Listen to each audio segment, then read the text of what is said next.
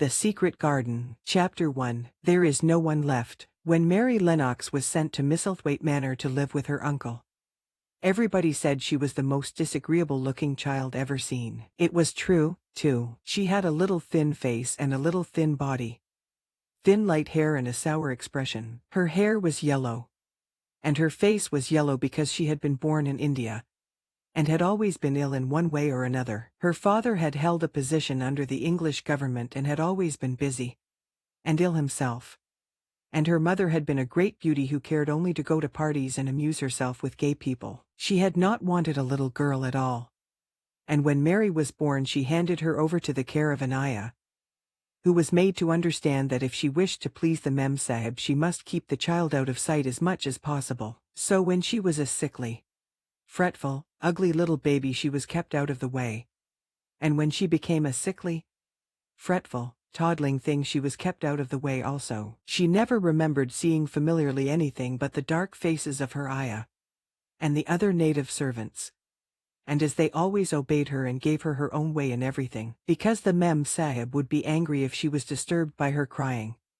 By the time she was 6 years old she was as tyrannical and selfish a little pig as ever lived. The young English governess who came to teach her to read and write disliked her so much that she gave up her place in 3 months. And when other governesses came to try to fill it they always went away in a shorter time than the first one. So if Mary had not chosen to really want to know how to read books she would never have learned her letters at all. One frightfully hot morning, when she was about 9 years old, she awakened feeling very cross. And she became crosser still when she saw that the servant who stood by her bedside was not her ayah. "Why did you come?" she said to the strange woman. "I will not let you stay. Send my ayah to me." The woman looked frightened, but she only stammered that the ayah could not come, and when Mary threw herself into a passion and beat and kicked her, she looked only more frightened and repeated that it was not possible for the ayah to come to Missy Sahib. There was something mysterious in the air that morning. Nothing was done in its regular order and several of the native servants seemed missing, while those whom Mary saw slunk or hurried about with ashy and scared faces. But no one would tell her anything and her ayah did not come. She was actually left alone as the morning went on.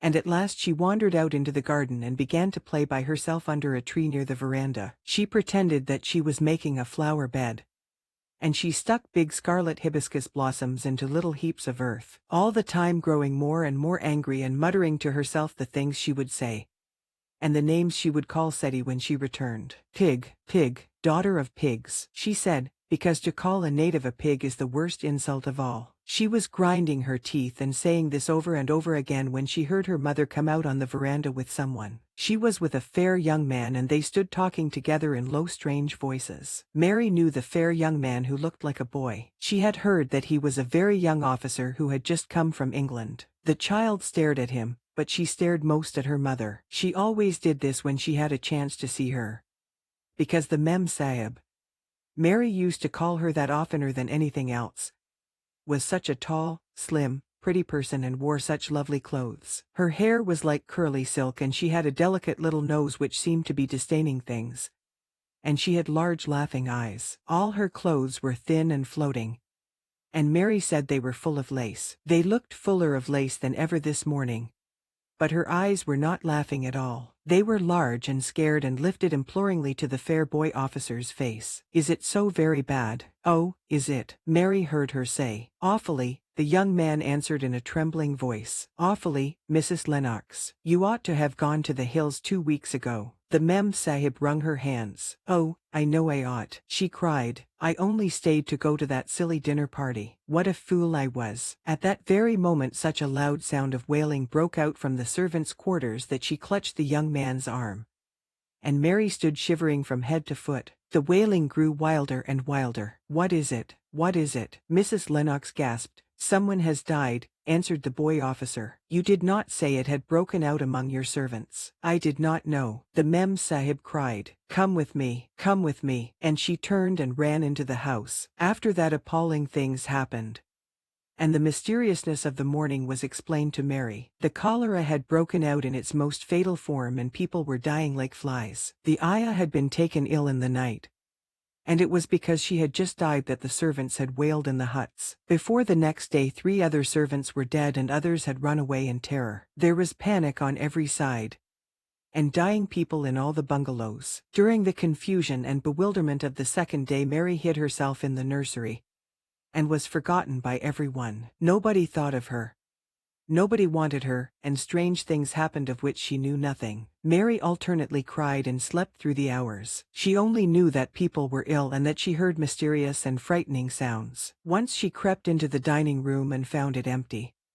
Though a partly finished meal was on the table and chairs and plates looked as if they had been hastily pushed back when the diners rose suddenly for some reason. The child ate some fruit and biscuits, and being thirsty she drank a glass of wine which stood nearly filled. It was sweet, and she did not know how strong it was. Very soon it made her intensely drowsy, and she went back to her nursery and shut herself in again, frightened by cries she heard in the huts and by the hurrying sound of feet. The wine made her so sleepy that she could scarcely keep her eyes open, and she lay down on her bed and knew nothing more for a long time. Many things happened during the hours in which she slept so heavily, but she was not disturbed by the wails and the sound of things being carried in and out of the bungalow. When she awakened she lay and stared at the wall. The house was perfectly still. She had never known it to be so silent before. She heard neither voices nor footsteps, and wondered if everybody had got well of the cholera and all the trouble was over. She wondered also who would take care of her now her Aya was dead. There would be a new Aya,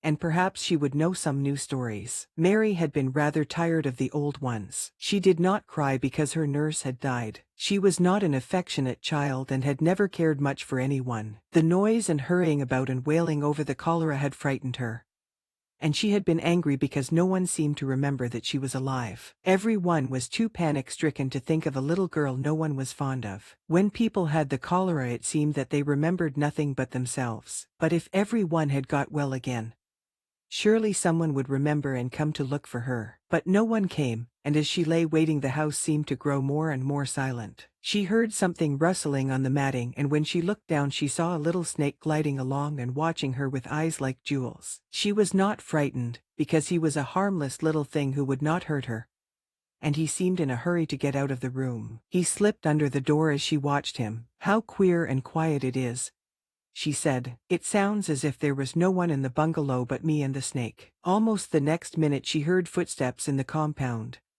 and then on the veranda. They were men's footsteps, and the men entered the bungalow and talked in low voices. No one went to meet or speak to them, and they seemed to open doors and look into rooms. "What desolation," she heard one voice say. "That pretty, pretty woman. I suppose the child, too." "I heard there was a child, though no one ever saw her." Mary was standing in the middle of the nursery when they opened the door a few minutes later. She looked an ugly, cross little thing and was frowning because she was beginning to be hungry and feel disgracefully neglected. The first man who came in was a large officer she had once seen talking to her father. He looked tired and troubled, but when he saw her he was so startled that he almost jumped back. "Barney," he cried out, "there is a child here, a child alone, in a place like this. Mercy on us, who is she?" "I am Mary Lennox," the little girl said, drawing herself up stiffly. She thought the man was very rude to call her father's bungalow a place like this. "I fell asleep when everyone had the cholera and I have only just wakened up. Why does nobody come?" "It is the child no one ever saw," exclaimed the man,